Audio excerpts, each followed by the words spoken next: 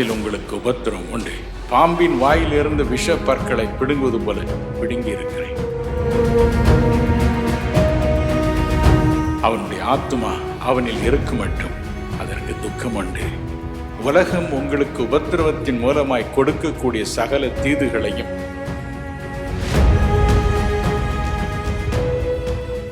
தியானத்திற்கு ஆதாரமாக யோவான் 16:33 வாசிக்க கேட்போம். என்னிடத்தில் உங்களுக்கு சமாதானம் உண்டாயிருக்கும் பொருட்டு இவைகளை உங்களுக்கு சொன்னேன். உலகத்தில் உங்களுக்கு உபத்திரம் உண்டு, ஆனாலும் திடன் கொள்ளுங்கள், நான் உலகத்தை ஜெயித்தேன் என்றார். இன்று இரவு உலகை வென்ற, உலகு தரும் உபத்திரங்களை வென்ற இயேசு என்ற தலைப்பில் அவருடைய மகிமையை நாம் குறித்து தியானிப்போமா? நான் ஜெயித்தேன். உலகத்தில் உங்களுக்கு உபத்திரமும் உண்டு. என் அன்புக்குரியவர்களே, யோபுவின் புஸ்தகம் 14ஆம் அதிகாரம் 1ஆம் வசனம் 22ஆம் வசனம் இவைகள் என்ன சொல்கின்றன? ஸ்திரீயிடத்தில் பிறந்த மனுஷன் வாழ்நாள் புரிகிறவனும் சஞ்சல நிறைந்தவனுமாய் இருக்கிறான். அவன் மாம்சம் அவனில் இருக்கும் அளவும் அதற்கு நோவில் இருக்கும், அவன் ஆத்துமா அவனுக்கு உள்ளிருக்கும் மட்டும் அதற்கு துக்கம் உண்டு என்றான். மனிதனுடைய நாட்கள் குறுகினவைகள். சங்கீதம் 39:5 சொல்கிறது, 4 விரற்கடை அளவுதான் அவனுடைய ஆயுசு நாட்கள், அதுவும் சஞ்சலத்தினால் நிறைந்திருக்கிறது. அவனுடைய உடலில் மாம்சம் இருக்கும் வரைக்கும் அதில் வேதனை உண்டு, நோவு உண்டு. அவனுடைய ஆத்துமா அவனில் இருக்கு மட்டும் அதற்கு துக்கம் உண்டு. உலகத்தில் உங்களுக்கு உபத்திரம் உண்டு. ஆகவேதான் திட்டமும் தெளிவுமாய் சொன்னார். எனினும் என்ன சொன்னார்? நான் உலகத்தை ஜெயித்தேன். அதற்கு ஒரு விளக்கத்தை ஆம்பிளிஃபைட் பைபிளில் இப்படி நீங்கள் பார்க்கலாம். என்ன அது சொல்கிறது? அந்த விளக்கம் என்ன? உலகம் உங்களுக்கு உபத்திரவத்தின் மூலமாய் கொடுக்கக்கூடிய சகல தீதுகளையும் நான் உலகத்தின் வாயிலிருந்து, பாம்பின் வாயிலிருந்து விஷ பற்களை பிடுங்குவது போல பிடுங்கி இருக்கிறேன். உபத்திரங்கள் வரலாம், ஆனால் அவைகள் உங்களுக்கு தீமை செய்ய முடியாது என்ற அர்த்த புஷ்டியுடன் இந்த வார்த்தைகளை அருள்நாதர் இயேசு பேசினார். என் அன்புக்குரியவர்களே, ஏன் உலகத்தில் இருக்க மட்டும் நமக்கு உபத்திரமும் உண்டு? உலகத்தை பற்றி பேசும் பொழுது வேதம் வேறு பல காரியங்களை இணைத்து பேசுகிறது.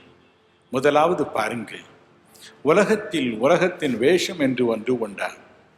1 கொரிந்தியர் 7:31 இந்த உலகத்தின் வேஷம் கடந்து போகிறது என்று நாம் வாசிக்கிறோம். உலகத்தின் வேஷம், the fashion of this world. ஒவ்வொரு நாளும் நாகரிகம் மாறிக்கொண்டே போகிறது. அமெரிக்க ஐக்கிய நாட்டில் தான் உலக வாழ்க்கைக்குரிய சகல விதமான நாகரிகங்களும் தோன்றும். ஒரு விசை என் நண்பர் ஒருவரோடு கூட நான் காரில் ஒரு சாலையில் சென்று கொண்டிருந்தேன்.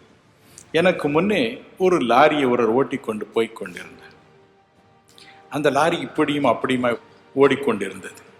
நான் சொன்னேன், இந்த லாரியை ஓட்டுகிற டிரைவரை பாருங்கள், அவள் ஒரு பெண், நீண்ட தலைமுறை வளர்த்து அதற்கு ரிபனை கட்டி அதை காற்றில் ஊசலாடும்படி செய்துவிட்டு சரியாக இந்த லாரியை ஓட்டாமல் போகிறாளே என்று குறைப்பட்டு கொண்டேன்.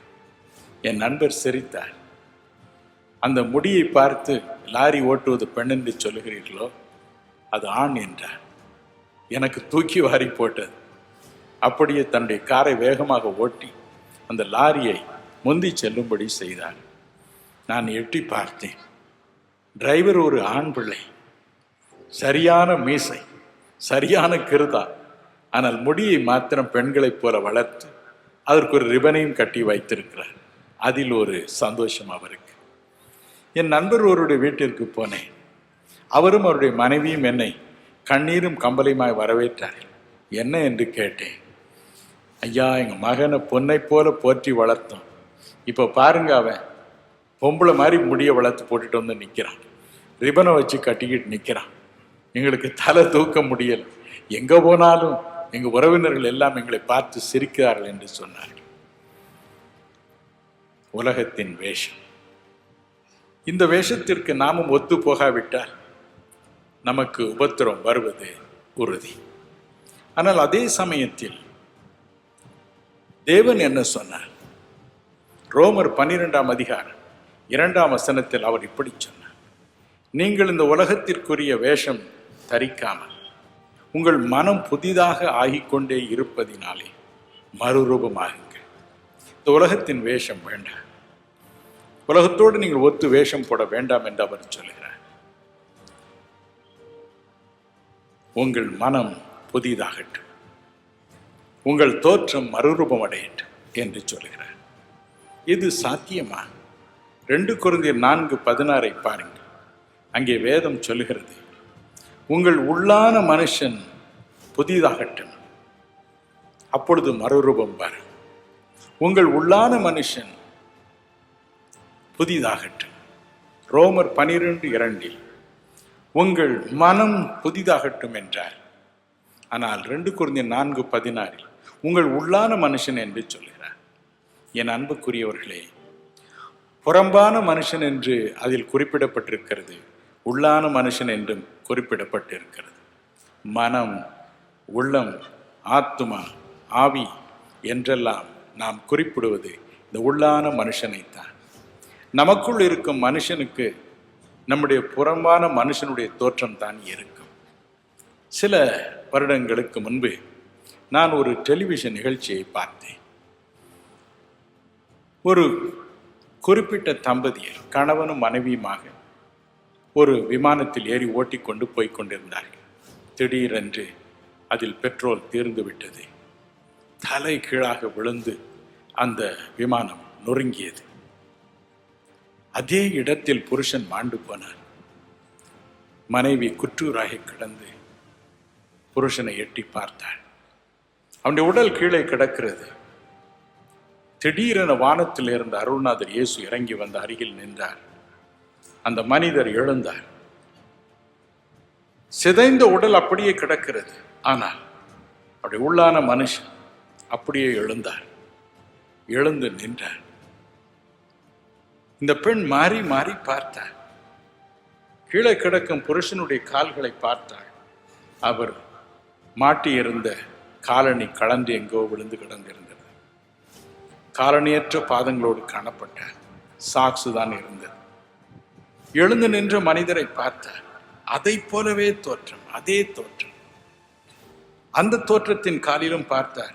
சாக்ஸ் இருந்தது, ஆனால் பூட்ஸை காணும். இயேசுபிரான் தோன்றினார்.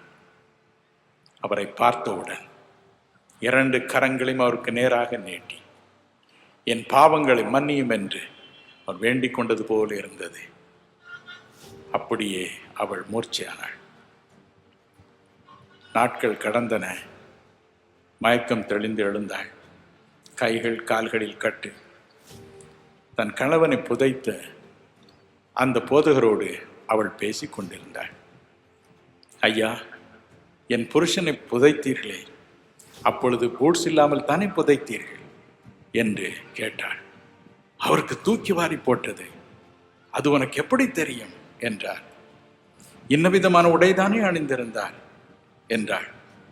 மறுபடியும் அவருக்கு தூக்கி வாரி போட்டது. எப்படி உனக்கு தெரியும்? நான் அதை கண்டேன் என்று சொன்னாள். என் அன்புக்குரியவர்களே, உள்ளான மனுஷன், புறம்பான மனுஷன். இந்த உள்ளான மனுஷன் புறம்பான மனுஷனுடைய தோற்றம் உடையவனாகவே இருக்கிறான். உள்ளான மனிதன் புதிதான ஒரு மனிதனாக, பரிசுத்தனாக, தூய்மையுடையவனாக இருந்தால் புறம்பான நம்முடைய கரங்கள், நம்முடைய உருவமும் தூய்மை உடையதாக இருக்கும். உள்ளான மனுஷன் கரைப்பட்டவனாக இருந்தால் புறம்பான மனுஷன் கூட கரைப்பட்ட வாழ்க்கை உடையவனாகவே இருப்பான். எனவேதான் வேதம் சொல்லுகிறது, புறம்பான வேஷம் உங்களுக்கு வேண்டாம், புறம்பான வேஷம் வேண்டாம். உள்ளான மனுஷன் அனுதினம் புதுப்பிக்கப்படட்டும், தூய்மை அடையட்டும் என்று அவர் சொல்கிறார்.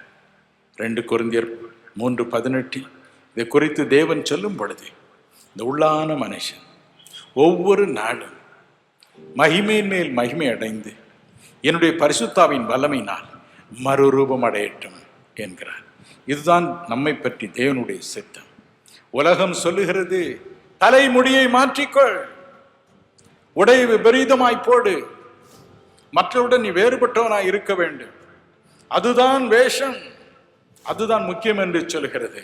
தேவன் சொல்கிறார், உன் மனம் மாறட்டும், அது புதிதாகட்டும், உன்னுடைய உள்ளான மனுஷன் அல்லது உள்ளான மனுஷி மாறட்டும், என்னை போல மறுரூபமாகட்டும் என்று சொல்கிறார்.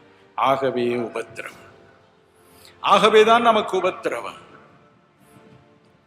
நாம் உலகத்தைப் போல வேஷம் போட தயாராக இல்லை என்றால் உபத்திரவம் தான்.